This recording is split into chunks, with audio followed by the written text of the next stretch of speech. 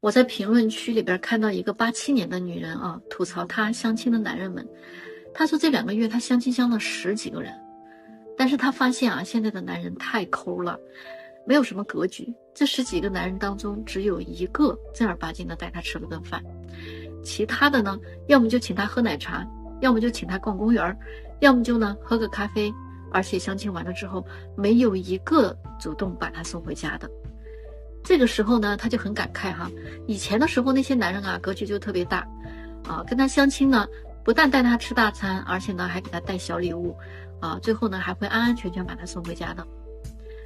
然后下边有一个88年的女生就回复了啊，说我是88的啊，如果男人跟我相亲提出来啊喝奶茶或者逛公园，我直接就拒绝，我接受不了格局太小的男人，我愿意下半生自己一个人过。我想说啊，你们真的是被男人宠坏了呀。你看看你们20几岁的时候，人家又送礼物，又送你回家，还请你吃大餐，然后呢，你不是也一句不合适就黄了吗？而相亲这些所有的消费，你1分钱也不用承担，那你觉得对男人公平吗？再说了，以前男人请你吃饭了，也送你礼物了，还送你回家了，你不也没同意吗？你现在说这些不请你吃饭的男人格局太小了，那些格局大的你不一样也拒绝了吗？你说这个男人格局小啊，太抠门，是他们单身的原因，可是你也单着呢，那你是因为什么呢？那你如果格局大，为什么你不请男人吃一顿呢？我在北京做红娘这么久了，我最怕的啊，就是那种大龄的单身剩女，特别是那种高学历、高收入，还特别自信的那种大龄单身剩女。你说这不啊，前几天呢，有一个87年的女孩嘛，其实她这个硬件条件还真是不错的啊。她在一家互联网公司做高管啊，身高大概在1.65米左右，年收入也挺高的，100多万，硕士学历，身材长相都不错。我相信她年轻的时候一定有很多男人追求，也不知道怎么的啊，把自己带到现在了。如今呢，她到我这儿来啊，说希望我给她找一个啊，大概5岁以内的啊，大概大她5岁以内的，年薪在200万以上的，在北京呢得有房有车的男人。那我听到他说这个话之后呢，我就跟他说啊，我说其实你这个需求这个条件呢，我可以帮你达到，但是离异的你能不能接受？哎，结果啊，他就跟我急了啊，他说你有没有搞错啊？你让我一个还没有出阁的姑娘去嫁一个2婚的男人，87年的还说自己没出阁啊，所以你说是不是很奇葩嘛？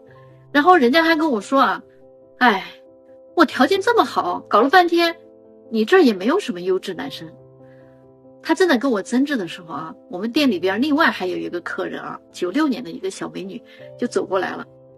她呢就跟这个87年的女孩这么说啊，她说姐姐，我是96年的，我呢也是硕士刚刚毕业，虽然说我赚的没有你多吧，但是我的要求比你低啊。我呢就希望对方有个稳定的工作，年薪30万左右，有一套房子就行啊，其他的呢我就不在意了。如果他暂时没有房也没关系，反正我们家有，正好我们家就我一个啊。我的嫁妆呢就是海淀的一套学区房，那你说这么优秀的男生是会选择我呢，还是会选你呢？这个87年的女孩一听啊，就翻了个白眼，就不说话了。